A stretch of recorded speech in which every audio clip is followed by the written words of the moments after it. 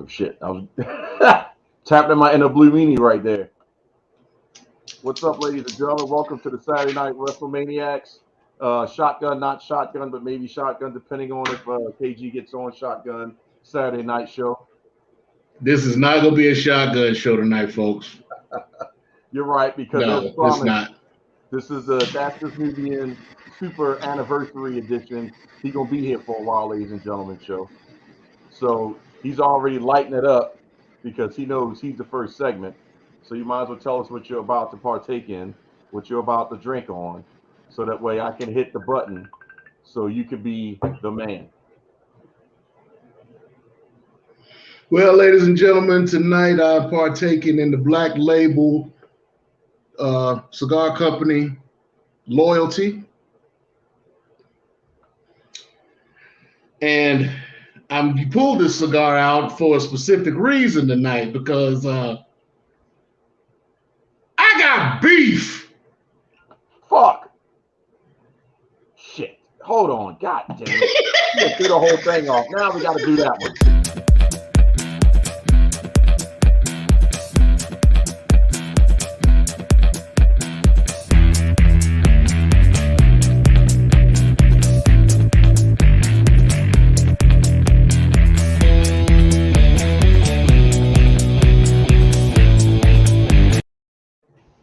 Ladies and gentlemen, I apologize. I sprung that on him. He wasn't expecting that when I sprung it on him, but I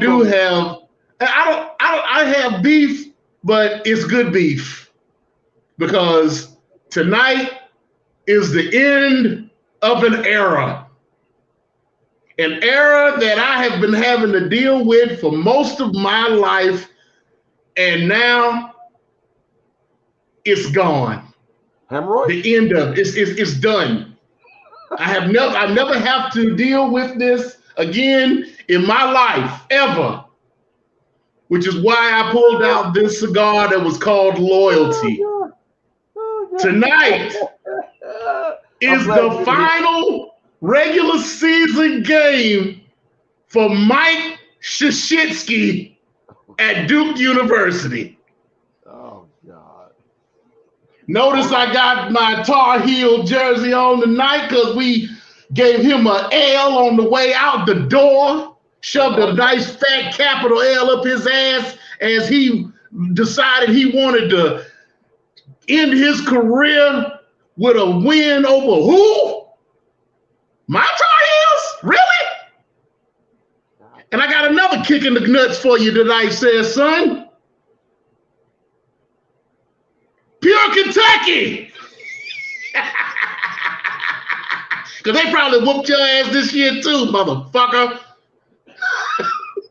So, in all seriousness, the man has a legacy. The man can't be denied. He's had multiple national championships. He's had, the rivalries with him and Dean Smith, him and Roy Williams, him and coaches from all over the country. You can't deny him. So, hats off to you. Best of luck in your future endeavors. But as a Tar Heel fan, good riddance, motherfucker. Ladies and gentlemen, I apologize. It slipped my mind that last week I promised that he could go full Sam Jackson. And that would be the That's Just Me Being Special. But amidst all that, there's somebody who, could get in their feelings if they make a comment and we don't recognize it. So there's KG's comment. You see it. Now we recognized him. We acknowledged him. Yes. God. While he's typing, he need to be bringing his ass. But anyway. Yeah, so we have officially just made the super left-hand turn. So the only way to correct it is through a carefully crafted intro video.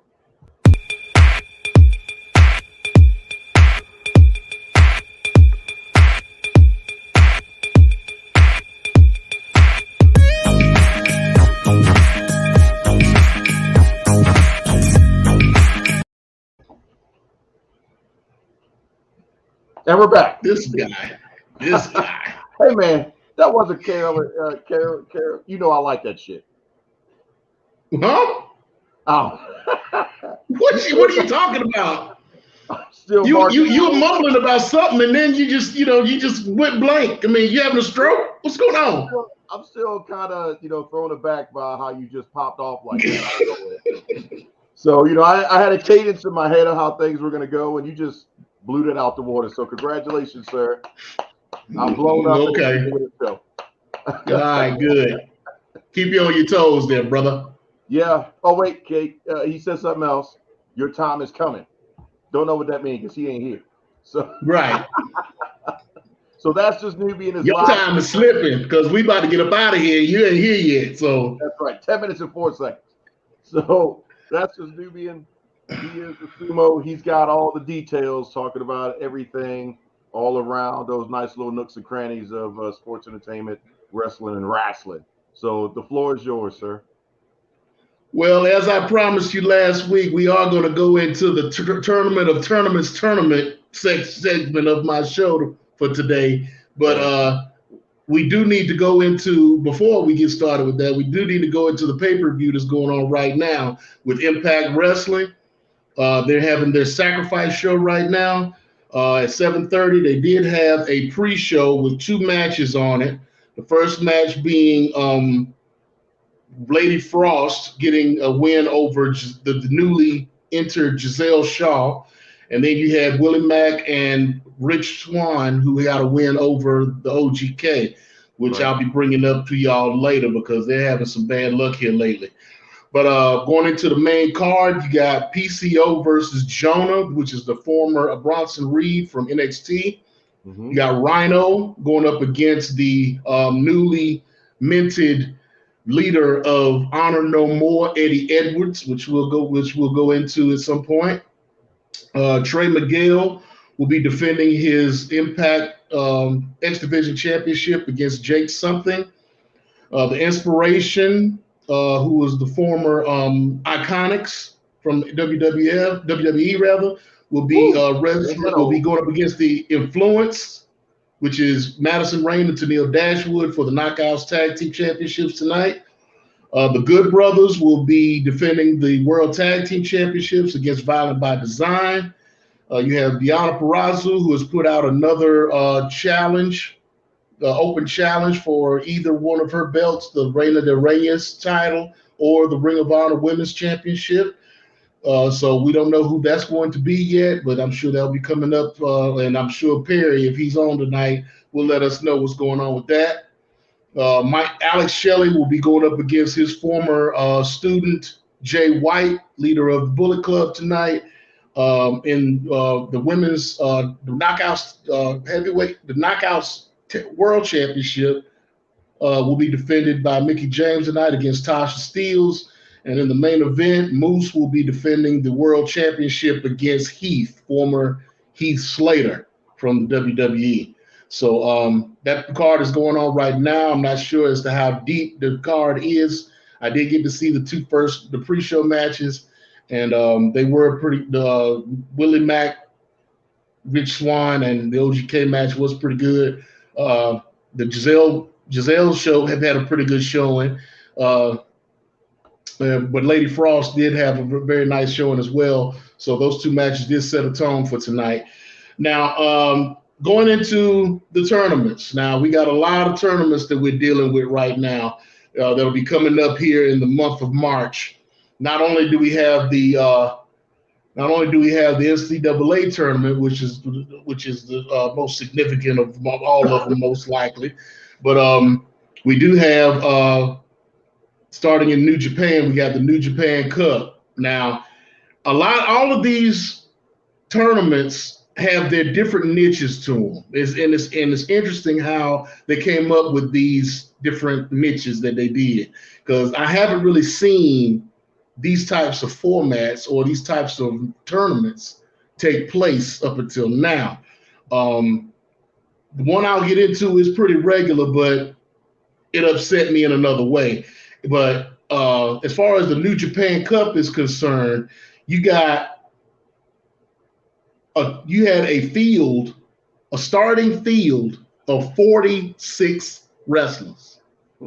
Okay. Odd number, yes. Usually it may have been 48, might have been 36, but 46 wrestlers in this tournament.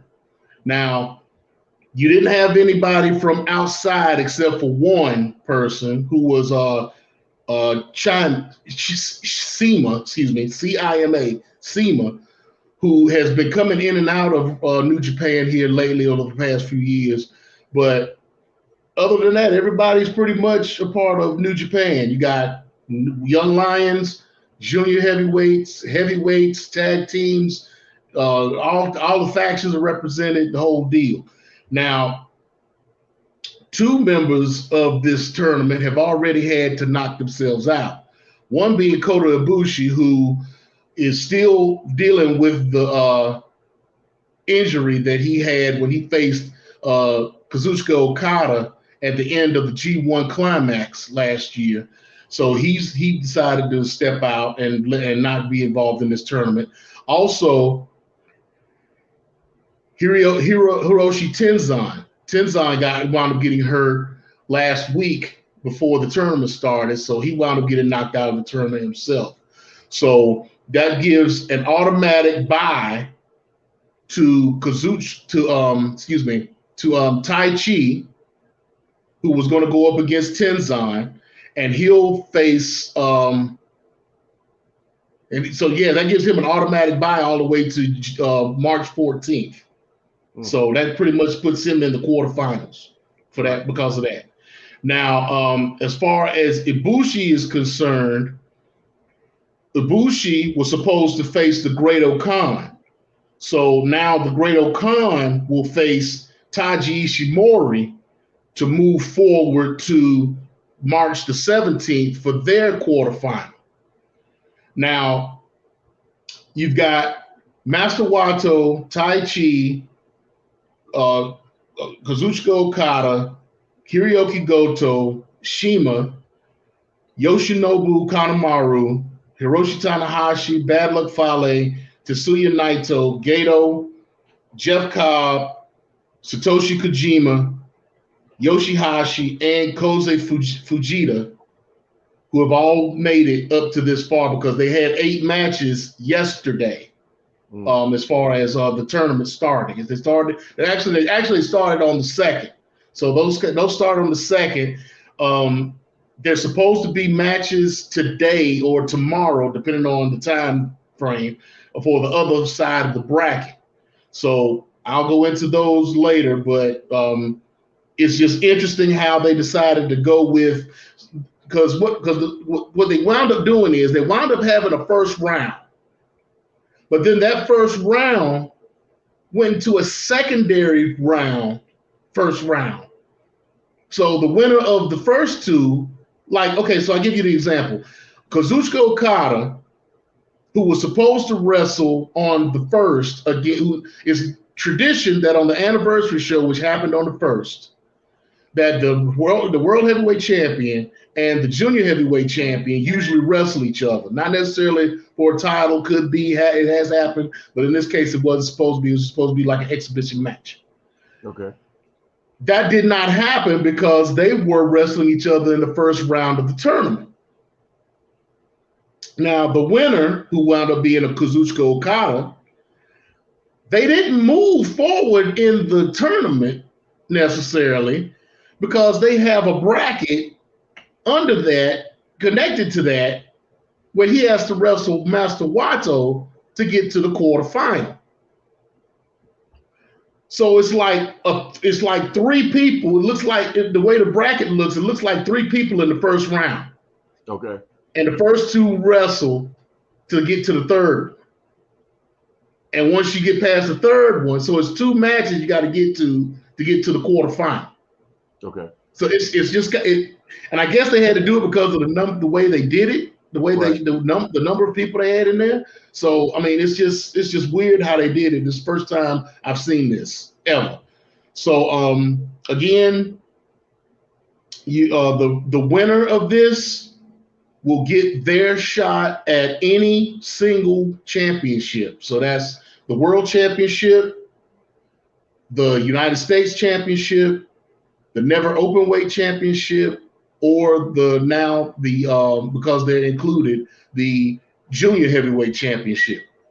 Wow. So you got that. So that started up again. Like I said, according to their date, they're going to have 8 more matches on the 6th, the 7th, and the 15th. And so that's where. So that's why those are the quarterfinal matches. So we're looking forward to those matches, and I'll keep you up to date on how these go as they go along. Now to the Crockett Cup. The NWA. New tournament. Now, I talked about this last week, how I was very upset about how Billy Corrigan went about trying to push this thing and trying to, we got so many people, hundreds of teams from around the world that want to get involved in this match, in this tournament. Okay. I'm going to break down these brackets. Okay. First round, your World Heavyweight Tag Team champions, Mega Wolf and Bestia 666, La Rebellion, in the first round will be going up against the winner of a 4-way tag team match. What? To be determined. Now, the entrance in this match is Violence is Forever, which is Dominic Garrini and Kevin Koo, who are former members of Team Filthy in MLW with Tom Lawler. You got the Bad News Boys, Brandon and Brent Tate, who were the former boys for Dalton Castle in Ring of Honor. So when Dalton Castle first came in, he had the boys with him with the masks and the feather fans and everything, doing the thing. He won the 6-man tag team championships with them. They wound up breaking off and going off on their own as a tag team, and they've been doing pretty well in the independents, winning some championships. And so they're going to be part of that 4-way match to determine that 16 spot. Then you got the Rip City Shooters, Joshua Bishop and Wes Barkley, and the Heat Seekers, Elliot Russell and Sigmund. I'm not sure about those two. I tried to look up some things about them and couldn't really find anything about them. So maybe I'll be able to find something about them as the tournament goes along. Okay, next bracket, you got The End, Odinson and Perro versus Hawks Airy, Luke and PJ Hawks. You got Strictly Business, Chris Adonis and Tom Latimer versus Gold Rush, which is the tag team that's under Austin Idol with Tyrus, who is Jordan Clearwater and Marshe Rocket. Okay. You have the Ill Begotten, which is a 4-man faction, but they're using the Freebird rules to figure out who's gonna win, who's gonna go into this match. Most likely it will be Alex Taylor and Rush Freeman, because they're already the established tag team within that group. And they're going to go up against Doug Williams, who was supposed to be in this tournament with Nick Aldis, but Nick Aldis has gotten himself a title shot against the newly crowned Matt Cardona for the World Heavyweight Championship. So they were saying, well, we don't want to deprive Doug from being in this tournament, so we're going to let him pick his own partner. And he's made his choice of Harry Smith, a.k.a. British Bulldog Jr. or Davey Boy Smith Jr., however you want to call him. So he's back in the wrestling business now. So it'll be good to see him back. You got the Cardonas, and I'm not talking about Matt and Chelsea. I'm talking about Mike Knox and VSK. Okay. Now, these are two guys that have been hanging around with him in the NWA. VSK, if you watch Impact, was part of the learning tree with Brian Myers. And then and Mike Knox came in with Matt Cardona into the NWA. It's kind of like his heater. So they're tagging together to go up against the Pope and Mims. So who's Mims being did you get a chance to see the Pope the other day did his take, in my opinion, of the Hard Times promo? No, I haven't seen that, but I mean, have you seen some buzz on it? I've seen something. I saw a tweet where he was talking about it's no longer midnight, like he was coming back here soon because he's coming back from an injury. Yeah. So, but his whole gimmick is so dusty. I mean, I was curious to see if you had. Ever since, he's always been Dusty centric when it comes to his gimmick. Right. Well, he was doing Dusty, but it's really over the top now that he's in the NWA. I mean, it's like, he's just doing the Dusty imitation. Pretty much. At the same time, we can't be too mad at him because you turn right around and you've got Jay Lethal being the Macho Man, literally. So. Well, I mean, form of flattery, but I was just curious when you brought him up because I was sitting there, I was like, wow, this is some extra Dusty, and then he was just going into it. That's him. That's him every show with the NWA. Yeah. But I do also enjoy the old Impact on TNA Pope as well. I thought he had some great promos there. He was to me, it seemed like he was trying to channel his inner Rock. With the third personisms and stuff like that. But that's my whole thing with him. I mean, he's never really had a character of his own. He's always been mimicking someone else. But it's weird though because he has a character which is the Pope, but then the Pope is like other people. It's kind of almost like that's what I'm saying. He's a mimic, like a split personality, but it's to say you looking at the Pope the entire time. Right. He's a character. He's a character. He's mimicking someone else and his character, his gimmick. So I mean, more power to him. He's just getting him over, But okay, so also in the first round, you got Aaron Stevens and J.R. Kratos, who are the former NWA World Tag Team Champions, going up against the Dirty Sexy Boys, which is JTG, formerly of Crime Time. Mm-hmm. And Dirty Dango, who was formerly Fandango in the WWE. So they've been tagging here for a while. And then you have the Briscoe brothers, who are going up against a mystery tag team. So they haven't named who that tag team is going to be. There's a lot of speculation as to who it could be, but nobody's really saying, especially with this new acquisition that we'll talk about a little later, but we'll see what happens. Now, there was one match that happened on television, which was a first-round match. The Fixers, Wrecking Ball Nagurski and Jay Bradley, wound up beating OGK. Like I said, OGK has been having some pretty bad luck here lately as far as, winning matches. So they've been taken out of the tournament. They've been taken out of the tournament, and now they're on to the quarterfinal, which will be on night 2 of the Crockett Cup. So on night 1 of the Cup, you got all those matches that I mentioned, along with the 4-way match for the 16th spot, and the NWA World Heavyweight Championship with Matt Cardona versus Nick Aldis. Special guest referee, Jeff Jarrett. Oh God, slapping at himself.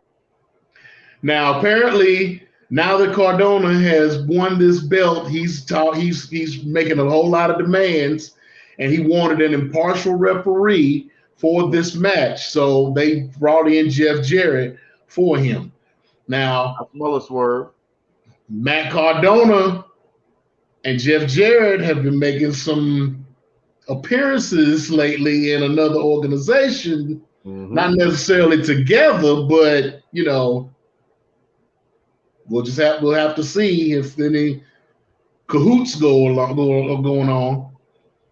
Now, on night number 2, you got the finals of the World Junior Heavyweight Championship situation.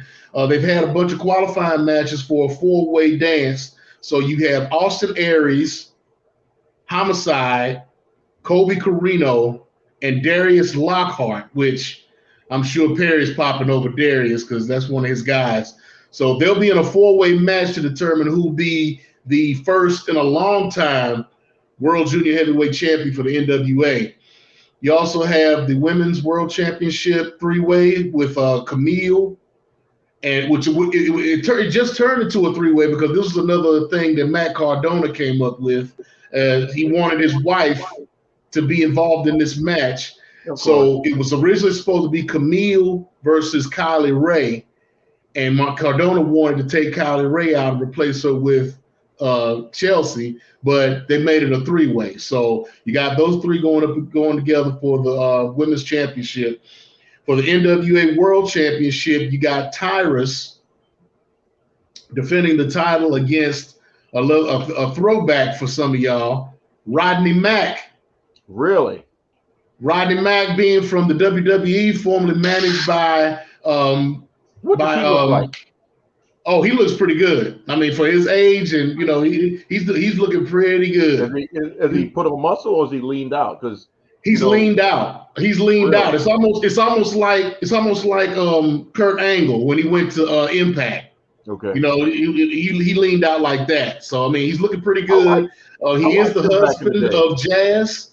So but he's looking good. He's been on some television here recently in some matches and whatnot. He's looking pretty good. So can we get Teddy Long? Can we get Teddy? Maybe you never know. You never know. It's gonna be in Nashville. So I mean, Nashville ain't that far of a ride from Atlanta. So we'll see. Yeah, Rodney Mack's situation is unique because I think he's the only one. And all the theme songs that have been done, that the theme song was he was gone, but it was immediately used by the manager. That became his thing. That was right. I mean, Teddy Long until he retired. Right. Mac Middleton was Rodney Mack's theme song. Yeah. Right. Everybody else they tweaked it, or it comes back later, and we know about. Well, I mean, it wasn't for a manager, but somebody called my mama did go through a few hands.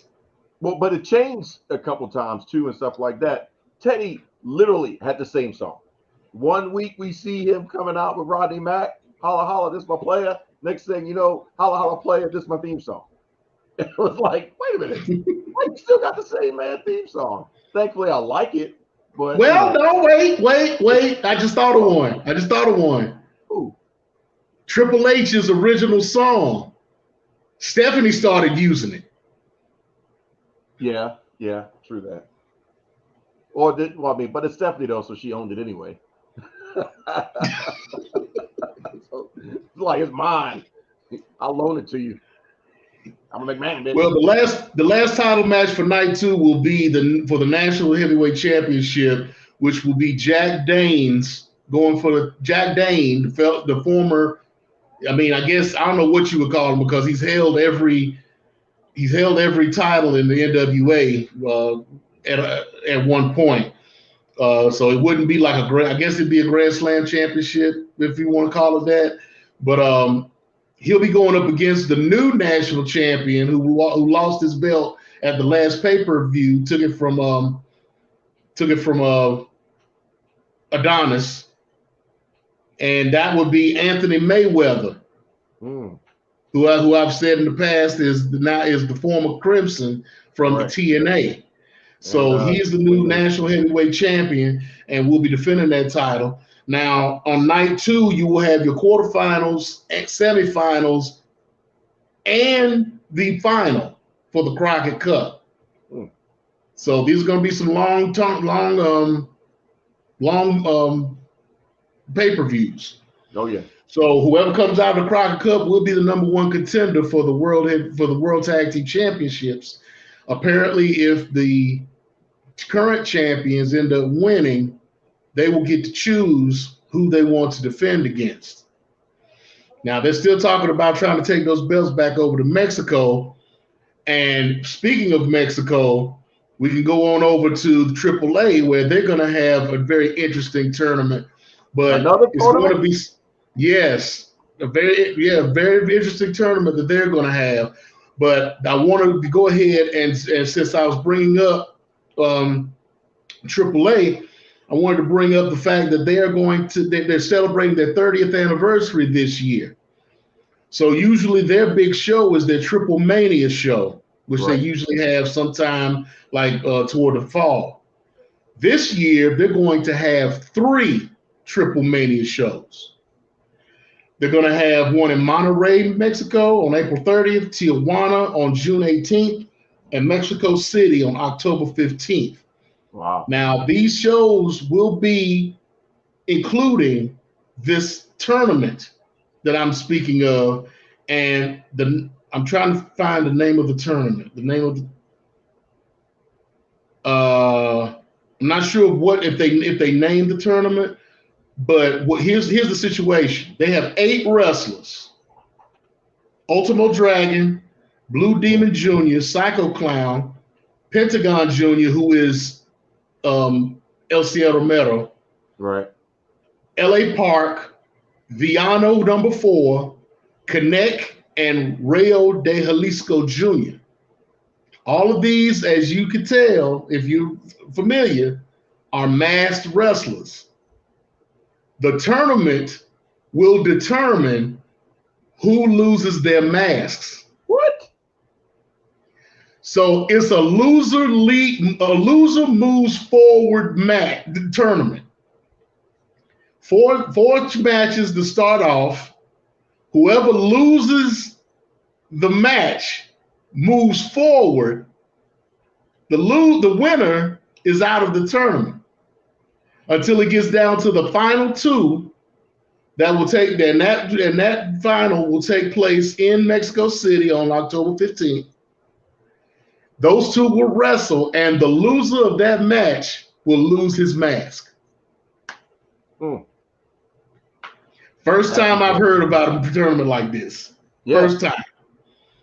So that's what makes this one interesting to me out of all the tournaments that I'm hearing about now. Because this is to lose your, I mean, you're wrestling fans, right. To lose your mask is to lose everything. Shoot. People pissed off when Bischoff made Mysterio lose his mask. Exactly. I mean, you had Psychosis who lost his mask. I just found out recently they put the Psychosis mask on somebody else. So there is a Psychosis that's actually wrestling right now. That's not the Psychosis that was wrestling in ECW and WCW. That pisses me off then, because a couple times I stopped while I was scrolling through Pluto TV and I'm like, oh snap, Psychosis, my boy's on, the chairman of WCW. And now I'm mad that wasn't him. No, that's not him. That's not the current Psychosis right now. Is not the one that you know of is still wrestling without a mask.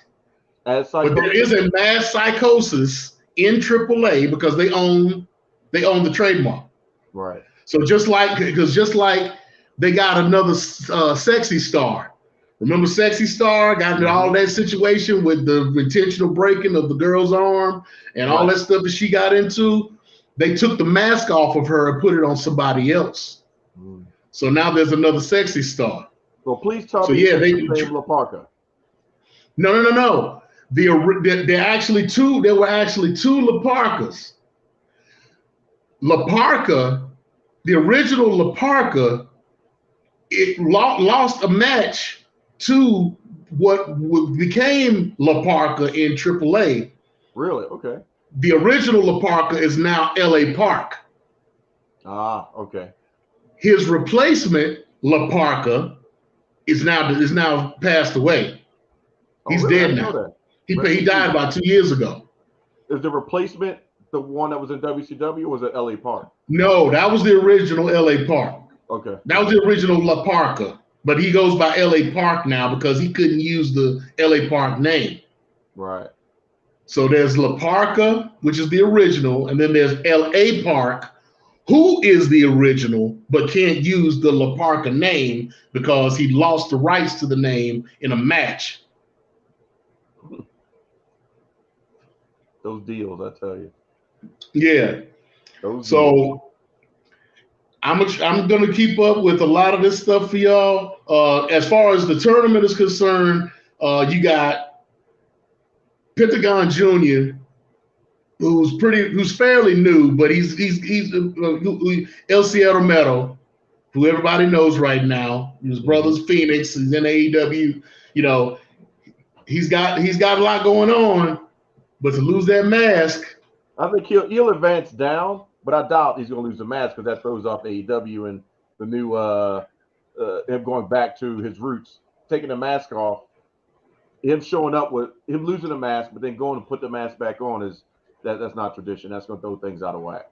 So I think he'll. No. If he loses the mask, it's done. I mean, he may drop. Well, no, I'm not saying he's going to drop out of existence or anything. I'm just saying, usually he may lose. Usually, the legacy is that they lose their legacy without. But I said that to say that even though he has a lot going on right now, his losing a mask or maybe Psycho Clown. Psycho Clown is like AAA's John Cena right now. So he's the most popular wrestler in AAA right now. So, but between those two, okay. But an Ultimo Dragon or a Blue Demon Jr. Has an Ultimo LA Park without his mask before though? Who? Ultimo Dragon. I don't recall Ultimo Dragon ever being without his mask. His face, so maybe somebody ripped the mask. And somebody ripped the mask off of him or something, but I've never known him to wrestle without the mask. It was a long time ago, but it wasn't WCW though. It was somewhere else, and they ripped his mask, and you saw part of his face. I was like, "Oh snap! What are you doing to my boy?" But yeah, there's some significant names in here that could as far as legacies are concerned, this could be a significant tournament. So right. I'll keep everybody abreast as to what's going on with all of these tournaments as my segments continue. But that's pretty much it. Any other questions you got for me, or has someone approached already or chimed in that needs to speak to somebody? I've been popping a post up there, but somebody told me that there's a 2.0 edition. A 2.0 of That's So Nubian? That's what I heard. Okay. And what would that be about? I don't know. According to the ticker, it's the AEW Cross ROH. Oh, I think okay. You may have some skinny on that, dog. You got some skin in the game on that one? Well, if anybody was watching this week, you had Tony Khan, who came out on Wednesday night and finally made this announcement that he's been teasing for the past 2 or 3 weeks. And the announcement is that he has now acquired Ring of Honor. And not only has he just acquired Ring of Honor, he's acquired the whole kit and caboodle, the library, the intellectual property, everything. Now, from what I've been reading and what I've been hearing about this acquisition, Ring of Honor could be turning into AEW's version of NXT. They could be turning this into like a developmental for AEW, which would take care of a lot of folks that they have been either pushing to the wayside or picking up along the way to give them television time. Right. Now, being that this was previously owned by the Sinclair Broadcasting Company, I don't think that the TV rights were included in this deal. They do have, like, I think it's called, I forget what it's called. It's something HD, Fight HD, or yeah, something like that. No, it's not the Fight. It's not the Fight. Not Fight TV. app. Yeah, but it's something But else. it's something HD, and I'm sure Perry will chime in a minute and let me know what something net HD, something like that. But they do still have a deal with that. They do still have the Honor Club, which is their online streaming thing. Which they do the pay-per-views and the video on demand and all that stuff. So I'm sure all that stuff will come into play. There's Tony Khan is talking about trying to get the library put together so that folks can have access to the library.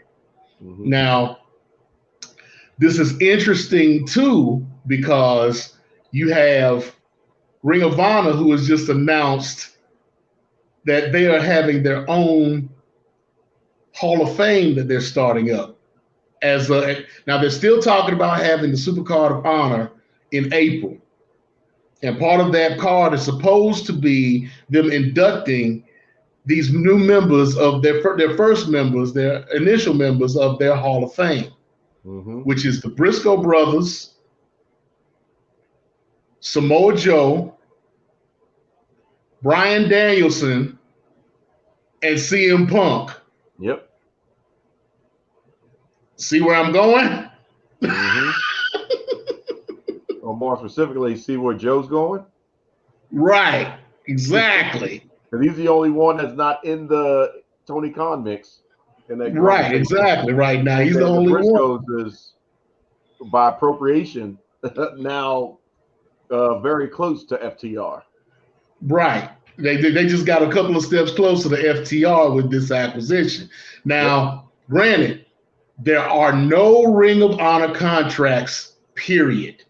Either the contracts ended on December 31st, or they're going to end, I believe, sometime the end of this month. Right. So if they haven't ended already, but I can't remember if it was March 1st or March 31st. Which is smart because that means that Tony Khan learned from the biggest mistake in WCW as to why certain people couldn't make their way up sooner to the WWE is because why go? I got a fat contract that's guaranteed. I'm gonna ride up my contract, get a couple more millions, but letting those contracts expire means that there's nothing tying them to the old that you're obligated to as a new guy coming in as an owner. Now you can negotiate new contracts that will probably have some, should you appear on AEW, this is what you will get paid. Should you appear on whatever ROH is going to be airing on, if it's still going to keep some type of TV time that is not tied to cable, then you will have that as well, because that's a big deal to have the impression of AEW on regular network television. So if you can pop, Chris Jericho in a Ring of Honor show that's, airing at 11 p.m. on your local network, that's a big deal to set up the next pay-per-view for free. Well, actually, Jericho has already kind of thrown his hat into the mix for the Ring of Honor Championship. Yeah. And, so he's put out some tweets saying that he was looking to see if he could get that belt to add to his list. And then there's also some scuttlebutt about somebody that recently left AEW, and they was like, oh, he's going WWE. Wouldn't be surprised if the whole plan was for him to pull himself away to end up in Ring of Honor and creative, which is a rumor, or as a performer. Brandy is still training, to wrestle. That could be someplace she goes, and he doesn't end up in WWE at all. But let the rumor mill be what kind of swerved the internet. Like you're saying, the internet scuttlebutt is that the talks between Cody and WWE have fizzled out. So right at the announcement time, are we looking at a Shane McMahon situation showing up on the last Nitro ever? Well, saying Tony did say I own Ring of Honor. You don't own Ring of Honor. I own Ring of Honor. Tony did pull up, on his own show, the there's no Shane here. why would Shane be there if you're the purchaser? Shane would be at the other promotion. Right. So that could be, rumors or speculation or, Easter eggs and such. But one thing I will throw in there as well is that for almost the last 2 years, Tony Khan has been taping more matches outside of Elevation and Dark and everything else to build up a strong digital library, so he could shop it around. This RH deal is adding to that. And the heavy rumor is that he is in talks with HBO Max for some streaming opportunities. So that would give you ROH's library, AEW's early library of matches that they just haven't aired, and they're not meant to air on unless there was an emergency and they had to put something together for Rampage just to have some new content. I mean, there's a crap ton of matches from the Joey Janela's, the Sunny Kisses, and such from when they were really pushing all the talent. So we have to keep our eyes peeled because that could just pop up by the end of the year, and next thing you know, he's got the AEW network, or when you get your HBO Max subscription, you get access to that, or he could just put it on Pluto TV or wherever else. Who knows? Some of those other streaming services that are showing some older, TNA and Impact and AAA and all that stuff. So again, now speaking of something we didn't even think about last week. Speaking of older matches, the last four shows for Ring of Honor that have come up, they've been talking about this Hall of Fame class, and they've actually been showing old matches from these wrestlers. Mm-hmm. So in the Briscoe Brothers show, they showed their first match where they won their tag team title, the first time they won the tag titles, and some other matches. The Bryan Danielson match, they showed where he unified the Pure title and the world title against Nigel McGuinness. The Samoa Joe one. They had some good. They had him and him. They had him, Samoa Joe, and I forget the Kobayashi. Mm-hmm. They had the Kobayashi Samoa Joe match and some other matches. They had the CM Punk match where they showed some of his matches from the Summer of Punk. So if y'all want to look at, reminisce about some old matches, some old Ring of Honor, and I'm talking about some old Ring of Honor.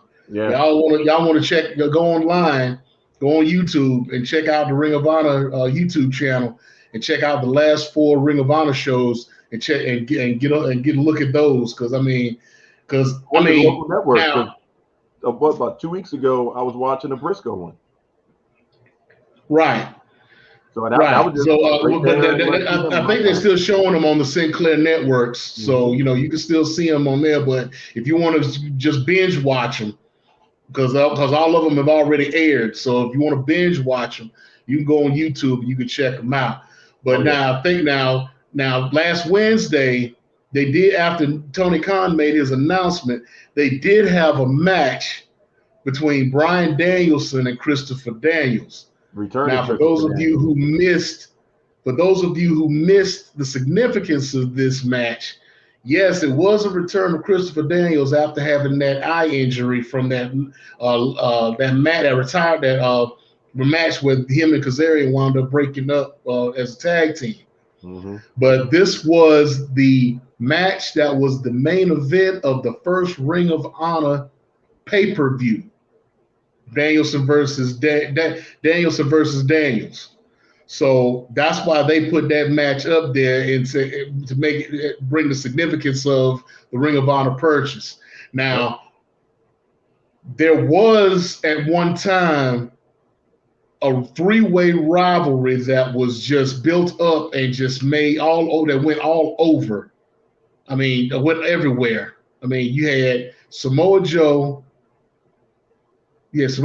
Christopher Daniels, and at that point it was AJ Styles, right? Mm-hmm. But could you imagine Samoa Joe, Christopher Daniels, and CM Punk picking up that 3-way, or even throwing Danielson in there? I mean, you got a lot of throwback Ring of Honor. You got a lot of you have a lot of Ring of Honor alumni on that roster anyway. Yep. Not to mention who you gonna bring, who you could bring in from the recent roster, or anybody from any type of history standpoint. Like you got Kobe Carino coming in there every now and again. Could you imagine Steve Carino coming in? I think they got what's his name? Jimmy Jacobs is part of their roster now, or is doing producing, or is an agent for them. Could you imagine him bringing back BJ Whitmer and starting up the Legends of the Fall again? Or now that Cesaro is out, bring back the Kings of Wrestling with Cesaro and Chris Hero? Yep. Oh my God! There's so many possibilities of throwbacks that they could bring back for Ring of Honor to build up, and I'm excited. I'm excited. I can't wait to see what Tony Khan does with this. I hope he doesn't fuck this up. I swear. I hope he doesn't. Yeah, KG's Worlds Collide pay-per-view is getting closer and closer with Tony Khan loving that Forbidden Door mess, closer and closer to fruition. So, that's two major brands. Throw in some AAA, throw in some New Japan. Man, that's just one super pay-per-view right there. Just waiting to happen. And the NWA. You can bring in the NWA Championship, You can open up that door back into Impact. You can bring Impact over. I mean, GCW has already got representation of sorts. Moxley is still their champion, so yeah. So I mean, he's got the potential, if he wanted to rival WrestleMania by doing a Worlds Collide-esque type of pay-per-view. That these days, based off of what the booking is for WWE, could eclipse WrestleMania. Period. Oh yeah. And they can put together a masterful card for 2 nights easily, with ease, and go toe to toe. Yeah, no doubt. Surpass WrestleMania, especially now that you got Pat McAfee's in the match now. We haven't got there yet, but yeah, I mean, that's like just a gang jumping right there. But without further ado, somebody told me he was at the back door, still knocking. So I guess we'll, let him come hang out with, if it's all right with you. Oh, come on, bring him on in. Bring him on in. Because I'm sure he's got some beef with me right about now. Well, he still technically has an opportunity to say something. So, welcome to the party. Mm-hmm. Good evening, gentlemen. How you guys doing? Oh, I'm doing lovely. Wonderful. Take that Carolina jersey off. Hell to the no. And then you got the nerve for it to be a Stackhouse jersey. Jerry Stackhouse. Yes, sir. Yes, sir. I almost put on my Lawrence Taylor jersey, but I was like, no, this is basketball appropriate. So let me bring Jerry on out for you. Let me say this real quick before we move on into this beef. I have a problem with North Carolina, and I have had one for a few years because of the 93 championship game. I've told this story countless times. My mother's a troll, and she trolled the hell out of me when I was 11 years old. And I was a Fab Five fan. I mean, influenced my life, influenced my basketball style, bald head, long black socks, all of that. She bought me a championship shirt after I laid on the floor and cried after that loss. She brings me back a championship shirt that weekend. Mm-hmm. Yeah, wasn't too happy about that. But one thing I can say about North Carolina, if that class of Rasheed Wallace, Jerry Stackhouse, Eric Montrose, all them guys would have stayed one more year, they would have crossed over and played with Antoine Jameson, Vince Carter, Ed Cota, all those guys, Shamon Williams, they would have played with those guys. And that would have been the greatest assembly of talent ever in basketball. I'm sorry. Yeah. But we're not doing a basketball show today. No, we're not. But before you switch off, were you pissed off at Juwan Howard and what he did on that time for that timeout? I was pissed off at everybody. I was pissed off at everybody. No, did you see the meme that was going around talking about damn if he don't be pissed off about a timeout with somebody, he should be pissed off at Chris Webber. But you know what? I was bitter about that for 20 years until they came out and they was like, they did a show. You remember the show 5 Things on I think it was ESPN Plus or ESPN Classic. 5 reasons why this never happened. And they did the number one reason, all those banners got taken down because of the Chris Webber scandal. It never happened. That's how I sleep at night. Barely, but that's how I sleep. Well, you and I, one of our favorite listeners, Big Raj, have a similar issue because he doesn't like Carolina because of the '83 championship. Georgetown. He's a Georgetown guy. You know, he's like. See, I can get with Raj because now in my adulthood, I am a Georgetown fan. I've been a Georgetown fan for about. Don't get him started. Shoot, 90. Got the book close by. The 90s. It was the late 90s because I never really had a basketball team. I love Georgetown, but I was like, let me go and be a Hoya fan, you know. So I was a John Thompson fan. KG? Where's the book at? Which book? Oh no, it's not close by anymore. I took it off the table. Because the kids putting their segue right there for you to be like, here it is. Well, hold fast. Wait, hold on. Just talk amongst yourselves. Hold on. Don't go get it. No, you ain't gotta go get it. We know you got it. Hey, you just go back to some other shows, and she showed the book then, folks. You know, if you haven't read "I Came as a Shadow," the autobiography of John Thompson, you missing a good one right there. And I love me a good book. And I think I'm about to sit down and read it again within the next week or so. But let's get on because we got things to talk about. I got things to say. So wait a minute. First of all, this is the KG report because you're reporting out about Keith Lee's appearance on Talk is Jericho. But are you also saying that you have beef? Yes, I do have beef. I got beef in that. Oh, shit.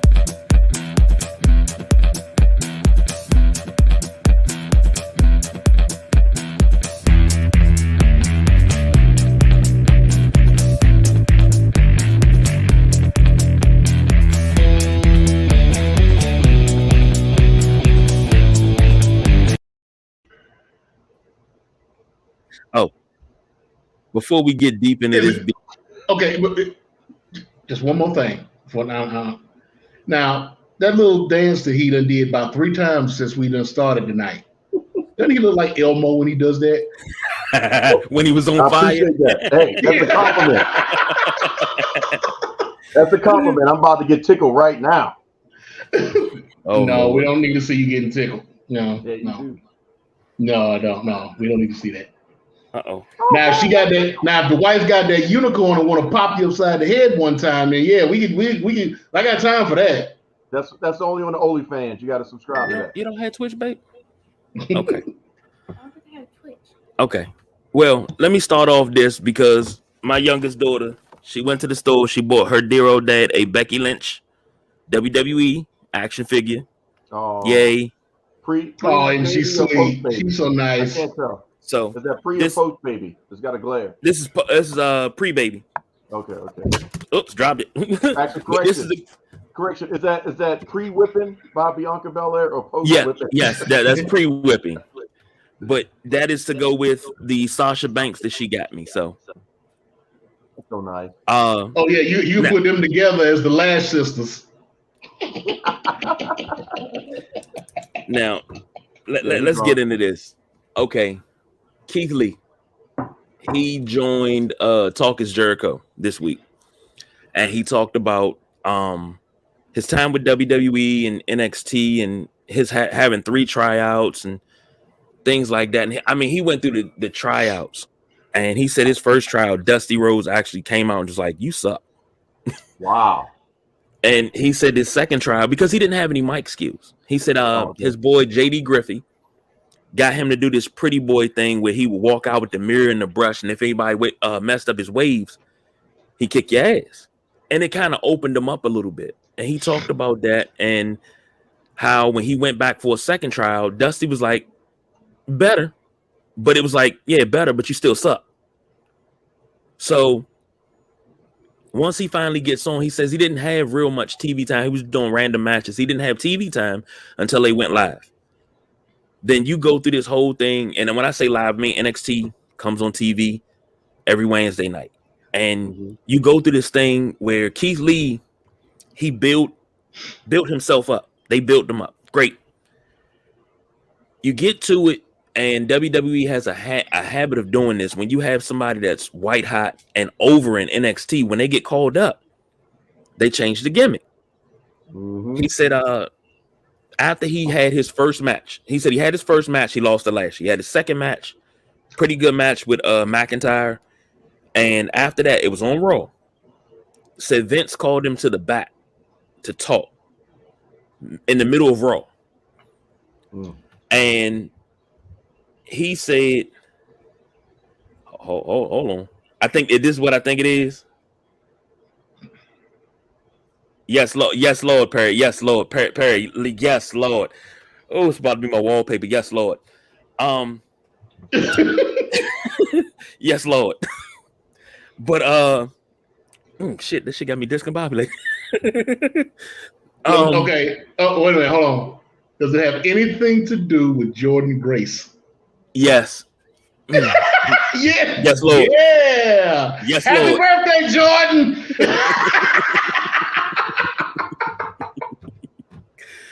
But Keith Lee, he talked about that, and he says Vince wanted to talk to him, and then Vince had this conversation. They wanted to go to Bearcat, and he was like, I need you to do this. And he was like, well, I work for you. Okay. You want me to do it? I'll do it. But in talking to Vince, Vince said something to him that it rubbed me the wrong way. Let's just say that Keith Lee speaks as if he's too good. He's too smart for his own good was the words. Right. What the fuck does that mean? So you mean to tell me, as this big black man who can be an animal if need be, but that's not his persona. And Chris Jericho said something that I totally agree with. The personas that get over are your persona 100%, just jacked up to level 100.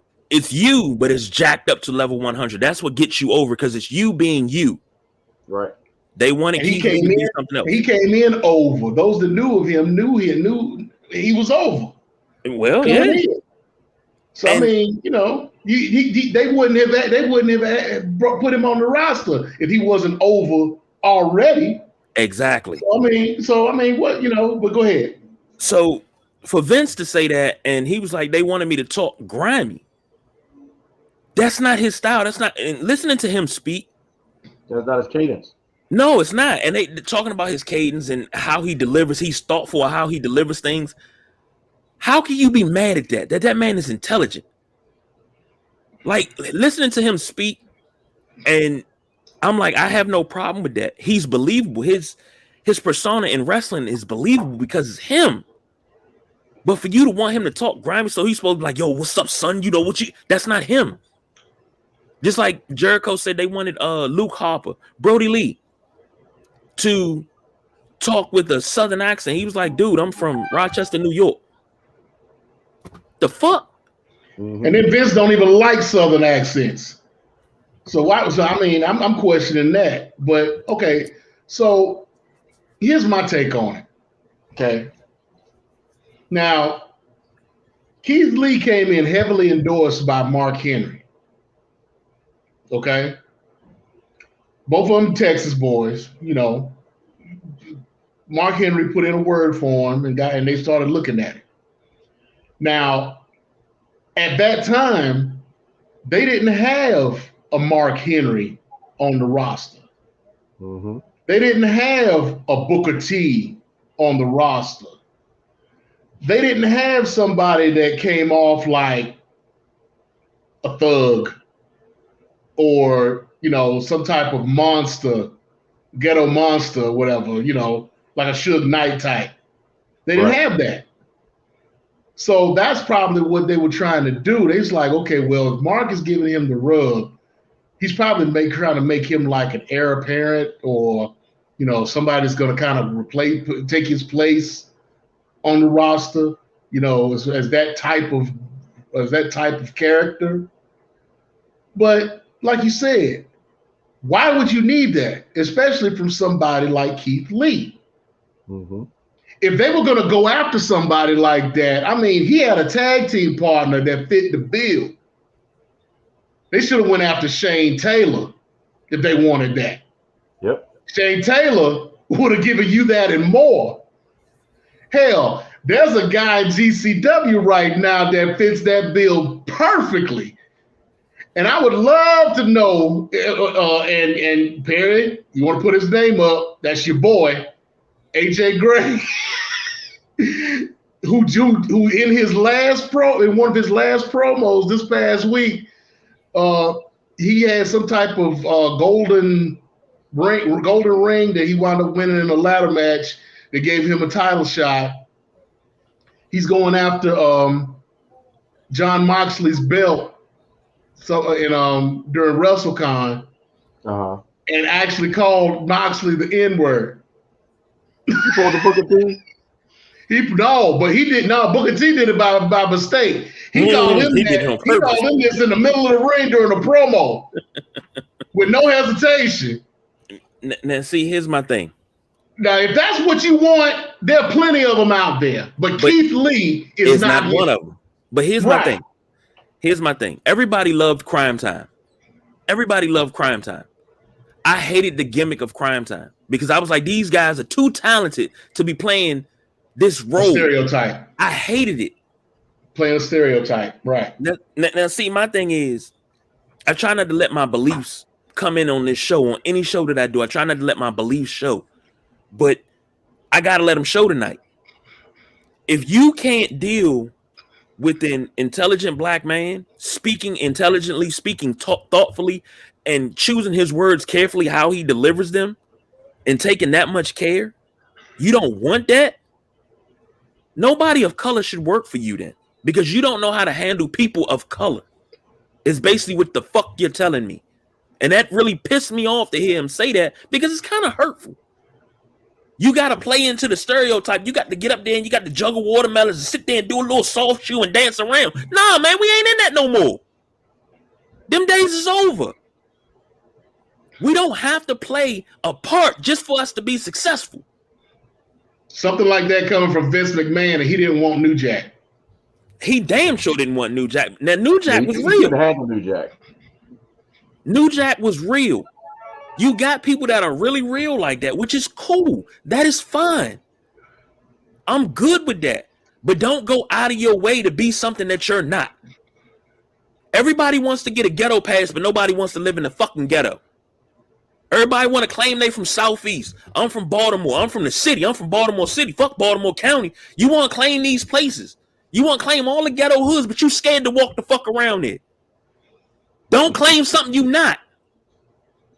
Right, yeah, you're in this song that girl got out now talking about College Park ain't Atlanta, Decatur ain't Atlanta.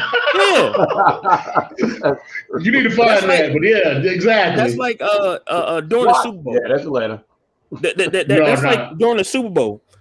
Everybody, Snoop and Dre, everybody wanted to get up and make all these TikToks, crip walking and stuff. Hey, dog, you know how much disrespect you putting out right now? Yeah. You know how many people will knock your fucking block off for that shit? Well, you can do that in Michigan. You can't do that. It's Crips all over the country, baby. I know, but I'm just saying, they like. You can't do that shit nowhere. That shit is mad disrespectful. Yep. You cannot do that.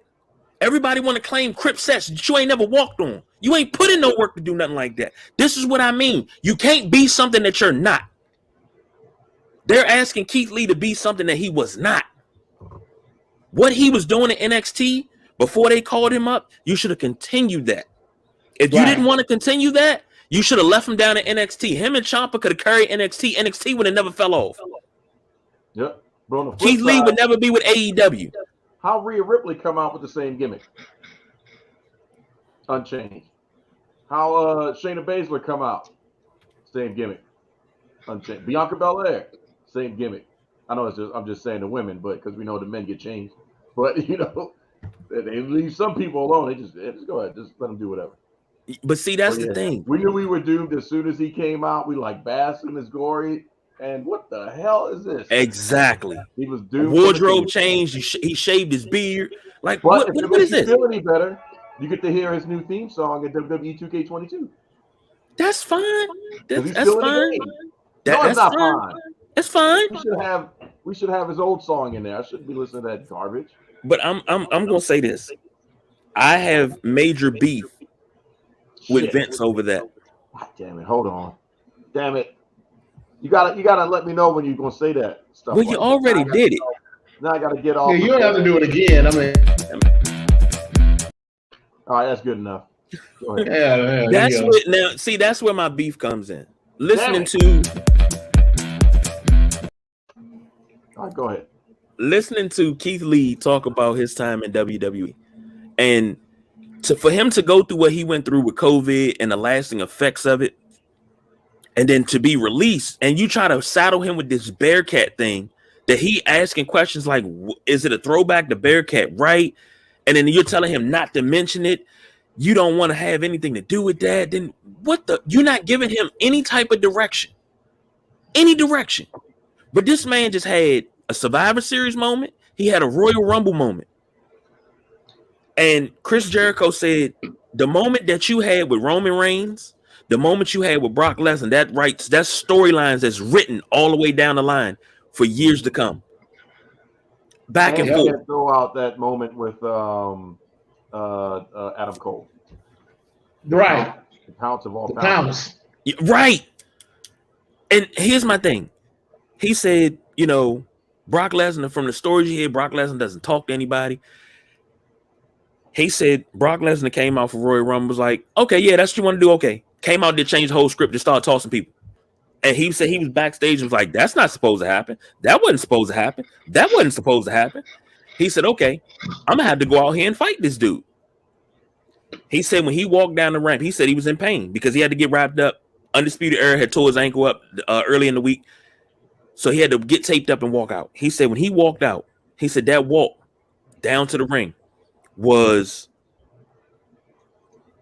as important as the match itself, but the simple fact that Brock was in the ring hyping him up as he came down. He said he did more for me in 4 seconds than anybody had done for me in the building because he put me over right there. And he said he was going to go in and he was going to fight him, but Brock started communicating and they had the 40-second standoff and then they went at it. But that right there had everybody on Keith Lee's job, where they were supposed to be. But then you change him to this Bearcat stuff. You don't want him to look at the crowd. You don't want him to do this. You don't want him to communicate. He's trying to communicate. You want me to go ham on my opponent, but he doesn't even know what's happening. That's not how this game works. He had the power to change the narrative. Keith Lee was positioned just by being himself at the point to where their long-term plans would have had to have changed if he would have stayed and they kept him in the same gimmick. Because that means that Roman is going to have to lose the championship. Brock would have some strong competition and we may not have it. Lashley would have to take the back burner. I mean, he could go wherever he wants and do what he wants to do. And if they're trying to leverage at that point before, COVID was all kind of crazy and stuff, The Rock versus Roman, you could have shot put a wrench in that plan. No. Think about this. And I hate doing this. God, I hate doing this because I feel like I'm just going back and forth and saying, but back in the good old days, that's what it feels like I'm doing every time I say this. But when you go back to the Attitude Era, and you look at the Intercontinental Championship picture with, you had Shamrock, The Rock. No, I'm sorry. You had The Rock, Stone Cold, Triple H, all of them in that mix. But you had other people below them. Those are your 3 top superstars. You had people below them, too, that were still vying. Your Mark Merrows and things like that. This is beginning the attitude, but then when they stepped up to the main event level and they all beef for the belt, they all battled for that belt at different times. You can have different feuds going on for one belt. It's been done. You can have different feuds going on for two belts. It's been done. The storylines write themselves, and nobody has to take a back burner. Everybody can get equal. WWE was reactionary. Yeah, the whole Attitude Era is reactionary to NWO and WCW. The thing is, now that once WCW folded, they went back to the old style of we're planning 3-4 years out. Remember the whole Sting situation. You know, Sting should have won that match, but because they had an alleged plan set up for WrestleMania for The Rock, Triple H had to go over.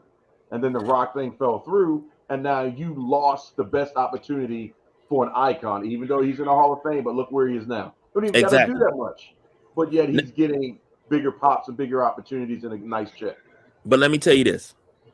If I tell you the proper way to make French toast, and this is the way we've made it for the last 30 years, this successful way at this restaurant, how to make French toast, who the hell are you to come in and tell us to make it a different way? Well, from Vince's perspective, the person that is baking the bread. And you know what? That's the problem. You need to get out of the kitchen right now. Because that's something else Keith Lee said. He said, you know, I used to talk to Vince all the time, but now it's like you go to creative and you got to go through this guy. I forget the guy he named that got fired. He was doing a job by himself. Not talking about Carano. Yeah, Carano, that's his name. Yeah. And he was doing a job by himself. When he came back from COVID, he was like, he was gone. And it was another guy in the role, and he had a whole crew underneath of him. But now these writers, you pitching stuff to these writers, they're scared to pitch it in meetings because they're scared to get turned down. That's a problem. They're not most of them aren't tied through the business to be. And that's where the problem lies. So they're writing. Go on, one of the smartest things you can do as a leader is have people that are smarter than you around you so they make you look smart. Right. Because you letting them do their job. They're smarter than you. They know more than you. Let them do their damn job. Well, so if I'm head writer, I'm going to have a Don Rodriguez, a Nubian Sumo. I'm going to have Perry. I'm going to have guys that know more than me and say, hey, we ran this 30 years ago. If we tweak it like this, you know it's gonna go over. Do it. Well, I'm gonna make a comparison because I get some of what Vince talked about some of this stuff on the Pat McAfee show, but think about Tyler Perry. How many shows until recently was he writing solo? All of them, plus movies. Because he said, I'm going to write it because I know my audience.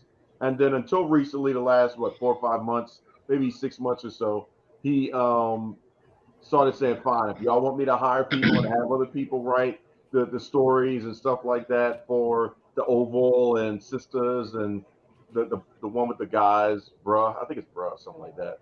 You know, all those shows, fine, I'll hire some people to start writing. But before that, Tyler Perry was Tyler Perry. I do it all. I'm writing it all. Everything's happening. I'm on a plane or whatever. 4 different storylines. Everything just plugged it in because I know what it's supposed to be. Vincent Kennedy saying the same thing. You know, I understand what this product is supposed to be, but you got to remember, a lot of people, they criticize the WWE, but you have to understand at the end of the day, the WWE, yes, it's sports entertainment, but it's a highly produced television show. Let me say this. Let me say this. Hold on. Let me say this. The wrestling side, it's more TV than anything. So they produce it like a television show. Let me say this. Tyler Perry, his movies, his TV show. I don't like any of his TV. House of Pain, yes. Meet the Browns, yes. The Oval Sisters, all the Queens Men, all that. No, I don't deal with none of that. Like, I don't want to watch that. Like, it's too much drama. I'm not a drama person. Nah. I mean, throw some zombies in there and make it exciting or something. They're made for the women, so of course you're not. I know men that watch that and talk about it just like women. And I'm like, bruh, really? You didn't watch Sports Center last night? You didn't watch the game last night? Shut the fuck up. Please stop. Well, but what's the basis for the women? Whatever. What's the basis? What's the basis of every Tyler Perry movie? 9 times out of 10. But it's 9 times out of 10. Man bashing. Man, it's a dude that's mean to his wife. Another dude comes in. What they say? I love me some Jesus. Light skinned dude with cornrows. He comes in. He saves the day. She want to give it one more chance. He messes up again, so she goes to the light skinned dude to love Jesus. Boom. End of the movie. Yeah, he's trying to bring light skinned folks back. But, so, hey. But my thing is, try to go on that train, you think Latoya, and then just mess everything up, like just ruin. Yeah, Perry, I'm talking about you. Y'all talk about that on y'all show all the time. You and your butterscotch boys and whatnot. Yeah, man. let me say this, and I agree with Perry. Perry said then they need better producers. No excuse. This falls in the feet of Vince's old ass. Yes, it does, because you're losing. It was more than one. Why did I get married? Dang, what was the one with Shamar Moore? That one, and then Medea's Family Reunion. Both of those are the same thing. You had no. It was the same thing with Why Did I Get Married? Jill Scott, the Jill Scott storyline in that movie, in those movies. Yeah, and especially the first one. She got dogged out by old boy from undercover. Yeah. The dark-skinned dude, and then she goes to Colorado and hooks up with the light-skinned sheriff. Yeah, well, he wasn't really light-skinned. He was a little bit like Lamont. Hey, he was light enough. Look, let me say something about Lamont Rucker. Everybody talk about him in Tyler Perry movies. He will always be Jimmy Ruffin to me, because that was the first movie I ever seen him in was The Temptations. He will always be Jimmy Ruffin. I'm sorry. And no, he is not light-skinned. But he light my enough. thing is, my thing is, everything that you had with Keith Lee, you had greatness right here in your hands, and you messed it up. You let him walk. Now you about to see. He's doing his first ever ladder match tomorrow. Now you about to see what you lost. I feel no ways about WWE. I'm not even really interested. Excuse me, in the product, because it's such trash. Everything that Triple H, well, let me rephrase that. Everything that Dusty and Triple H has built up in the last 10 years, 12 years. How long has it been? 12 years? 13 years? Mm-hmm. Vince is destroyed. He destroyed that during a moment of COVID when everything could have been rolling during COVID, because you had great matches during COVID at the Performance Center, the Thunderdome, which I'm sure the People's Choice Don Rodriguez had that idea and still hasn't got paid for it. Oh, I'll never get paid for that. Never get paid for that. You had all these things, and then you ruined it when you brung up the War Raiders. Oh, we got to change them to the Viking Raiders. Why would you change them to the Viking Raiders? They've been the War Raiders all this damn time. It wasn't a political thing to begin with. It was a persona they were playing. Well, that was over. That was kind of the network. And that's another thing. That's another thing. If you want this money from me, keep your hands out my daggone pot. Stay out of my fucking kitchen. Let me cook. Because I know what's good. I know what to feed these people. Shut up. Don't come in here and tell me how to cook. Don't come in my kitchen and step on my damn toes. Don't come in here talking about, oh, let me put some paprika in there. Let me put it. No, get the fuck out my kitchen. I know what I'm doing. Can't do it. The way they got that structure between USA and Fox. Then guess what? Guess what? You should have never signed the Fox deal, because that's when everything really started going downhill, when you signed the Fox deal. You should have stayed your ass on TNN and shut the hell up. No, TNN, you crazy. Don't you put that on the Jim, call off that motherfucker. But see, okay, then you should have never signed a deal with Fox. You should have never signed a deal with Peacock. You should have kept the network. They had more leeway with USA, because USA is, grandfathered into the WWE, and how they could be attitude era or not. But yeah, it was Fox that put a little bit more stringent stuff, and then people started putting harder out in the world, and you can't say this, you can't say that, and see, you know what? That's another problem. That's another problem all the way. Very soon, so don't think that they're exempt just because they're over there in old school Ted Turner land. No. Let me say this, and then I'm done. Let me say this and then I'm done. That's a problem that we have now as a whole. You can't say this, you can't say that.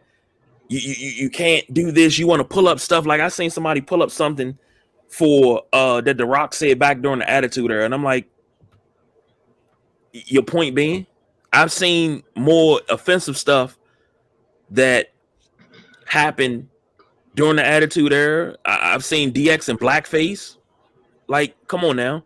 Oh, well, you got to cancel this guy and cancel that guy because he said this and he said that. Man, if you don't sit the fuck down and shut the fuck up. Like, when do we become so soft as human beings that you can't say anything? You can't call anybody out and say, hey, I didn't like that you did this movie. Not because of something you said, but it was just a terrible movie. Oh, you're shaming people. It's twofold. The first half is parenting because they started letting the kids, as a majority, have a say. And two, it's social media. The moment big companies listen to the masses and change something, and they realize, oh, wait, we've got power, that if we say enough of this, they're going to have to change this. If the ending of a movie is supposed to be that way, or, one of the biggest things is the video game Mass Effect, and, they had to change or think about changing the ending when they remastered it because people got mad at how they chose to end their game. Like, we wrote the game, we programmed the game, we paid people to make the game. How you going to tell us what to do with the game you've been playing before, but now you're not happy with the ending, so y'all need to change it if you remaster it? Well, how about this? When that happened, then social media got too much power. Okay, but how about this?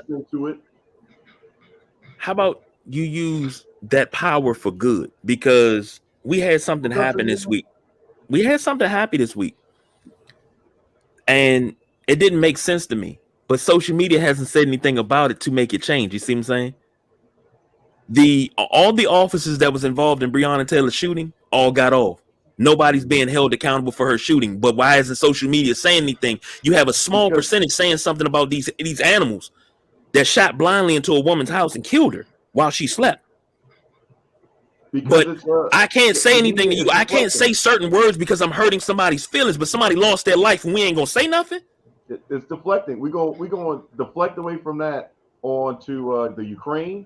We're going to deflect away from that onto the confirmation of the Supreme Court justice that they're asking for her LSAT scores, which means nothing based off of how she graduated, magna cum laude and all that stuff. So we just going to take those things and just change your mind. But at the same time, if you're paying attention to the Ukraine, they're racist as hell because they're not going to let the black, Asian, brown people leave the Ukraine, but they're going to be like, hey, here's some guns, go fight for us. No, I'm going to fight for you for. You're not going to let me exit. That's another thing. It's sleight of hand right here. Like, what the hell are you? It's like, hey, look at my right hand, but my whole time my left hand's going in your pocket. I ain't got time for that, man. Let me tell you something. And I tell the boss BJ this all the time. Whenever something big happens, I say, go, let's go to Twitter. Let's find out what else is going on. Let's start looking at the news because something else is distracting us to look at this and not look at something else. And it happens like that every time. Every time. They do it all the time. Our controversy creates cash. War, or the talk of war, the thought of war, changes the narrative. Well, yeah. I mean, come on now. We got so many sources to get gasoline from, but gas has gone up to $4 because, Russia's one of the biggest the exporters of gasoline. But we got so many damn sources. Man, you know what? This is getting too political. Let me get the hell out of here. Y'all finish the show because I'm about to go the hell off, man. What were we just in Jeddah? Don't you know somebody that could be like, hey, Vince, why are you over there? Can you talk to him about some extra barrels of oil? Like, you're putting on a major pay-per-view. And they paying you in what Perry calls blood money. And you talking about gas. Man, let me get the hell out of here. Y'all have a rest of the good show. I got to go because I need to calm down because I'm getting ready to go off. And if I go off, we're going to get taken off the air. I got to go, man. No, you here now. I got to go. No, you ain't leaving nowhere. You ain't got to go. I got to go. Man. I got to go. You got to go nowhere. Well, shoot. That hot pocket away for you. It ain't hot pockets tonight. It's sloppy Joe. Is that what you and the wife call it? No. Actually, you want to be technical. Actually, we call it watching TV. Oh man, we call it twerking. Call it practicing too. Oh no, don't get me. My mom on here. Don't you get me in trouble. I've been there. Trust me. Oh boy. Yeah, just practicing. Woo. Ooh, that get me in trouble. Man, you better come on, dog. Because I'm already hot. I'm sitting here. I'm waiting, man. Just let it loose. Let loose the juice. I can't because it's not wrestling related, and I'm so pissed off about so much stuff, and WWE is trash, and what they doing to people is trash, and oh my god, I need a hug. Tell me what started this whole problem, KG. Vince McMahon like listening to the fan base. Vince McMahon not reading the room. Writers being too scared to speak up. Was it that time that BJ beat you in WWF No Mercy? BJ never beat me in that. I was trying to help him out, man. Dang, I know that. Now, trying to help him out. No, BJ has beat me in. We had the original SmackDown. SmackDown and SmackDown 2. He's beat me in those, but we had a ladder match. I won my belt, and I had 30 days to defend it, and I chose not to. So yeah. So wait a minute, hold on. You just chose not to defend the title? Did you get stripped?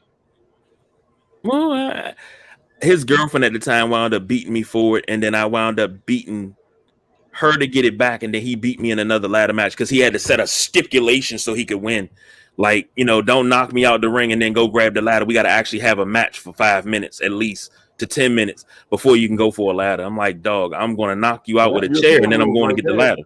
He hit you with the European rules? Bullshit. Moving right along, man. Yeah, those are Marquise of Queensberry rules or something. What's going on with that? Hey, man. Back in the day, boy, there was talk about some beefs. Shoot. But, I was, just to let y'all know, I was also zone homesick this week. Just wanted to let y'all know that, man. I was having some thoughts back in the day. It's like, man, walking upstairs in the ATL. As soon as you walk up there, that was Timberley at the greeter position. James LaFontaine of Barry over there at the starting line. Man, some good old times. Good old times. Or DC, the many times the ladder became involved. Or just looking down at the fools, trying to do the rock and falling from the top part as soon as you walk. You're just looking down like, damn, he ain't going to make it. As soon as that thing starts tilting, we know how that's going to go. Or the drunk women on Jump Zone.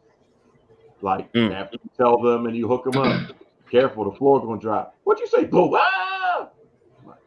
I got Charlie Batch like that one time. Really? Yeah. I got him all hooked up and everything. And I was like, all right. I was like, you ready? He said, yeah. I said, all right, I need you to stand straight up for me. He stood up. I said, on the count of 3. 1, 2, say goodbye to your football career. And I hit the button and the floor drops. Oh, shit. Man, those were good old days. I also remember the day that I had to save this guy. He was the one of the restaurant managers, Ed, from getting beat down by LeVar Arrington because he just wanted to be a dick and not comp his meal. And then I had to walk over. I mean, when I say LeVar was about to beat his short little white guy, and he trying to buck up against big, tall LeVar Arrington, I'm like, Ed, I got this. We're going to pay for this, LeVar, right? All right, then. Y'all have a good night. Like, that's when he was dating Serena at the same time, too. And I'm like, Ed, what the hell is wrong with you? But he was just hired in, like, yeah, athlete, you comp the meal, period. Don't ask no questions, comp the meal, and move on.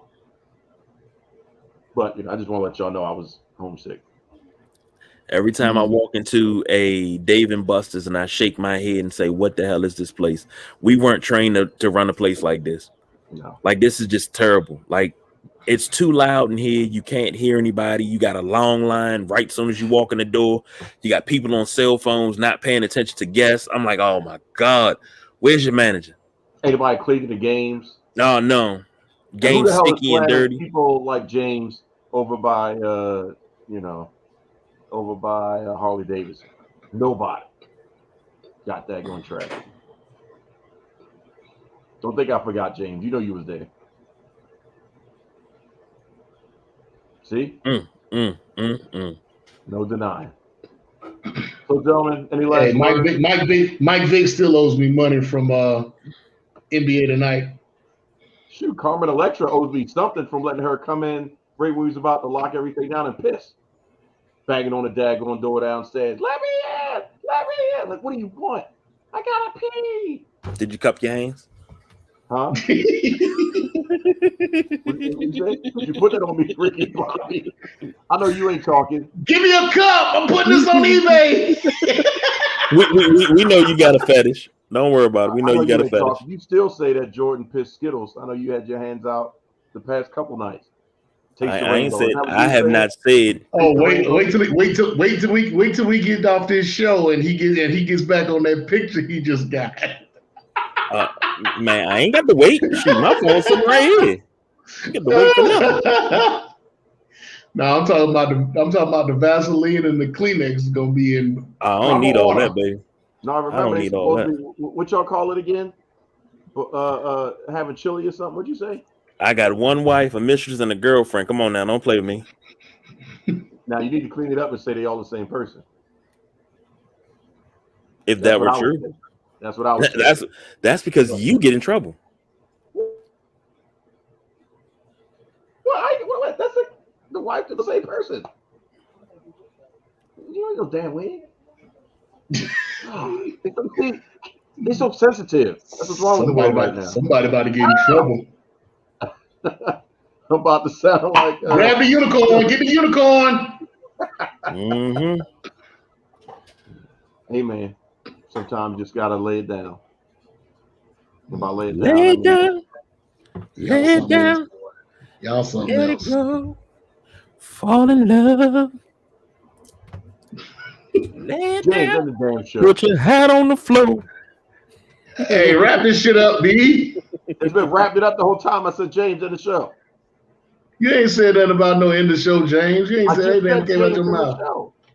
In the show. Hey, KG, you ain't told nobody how to find us and whatnot in a while. Go ahead and tell them. Well, you can find us on Anchor, Podbean, Podchaser, Spotify, Apple Podcasts, Google Podcasts, Google Play. If you still have that and your phone is still running, you are awesome. Are we in the metaverse? Are we in the metaverse yet? No. But you can also got something in the works though, right? Yeah, we got a lot in the works because we about to do a lot of videos. Of course, this little girl wants ice. She wants ice while I'm trying to wrap this up. All right, I gotta go wrap this up, B. You can catch us on Instagram at Sideline Junkies, Twitter Sideline Junkies, Facebook Sideline Junkies /podcast, Sideline Junkies 24/7. Shout out to Emmitt Smith for liking the post about himself today on Instagram. One of the all-time greats, cowboy and that, but still a great.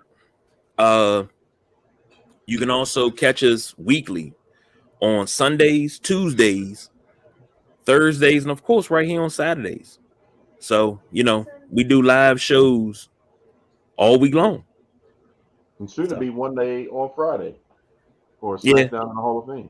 Well, we got things to do, and then we got WrestleMania coming up. We got pay-per-views, and we try to be all inclusive and do everything around this piece. Yeah, we don't have any picks for tomorrow, so we got to talk about tomorrow next week. Yeah, that was the plan.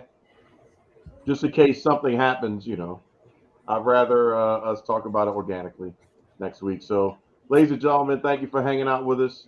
James is drunk and high and everything else. KG is going to eat.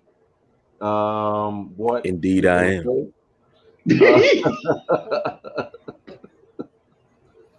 So diversify your bonds. Konnichiwa, bitches. Make sure you put some mumbo sauce on that too. No need, because look, after you do it, then you put your mask on. Then you like, nah, I'm going ahead and go home.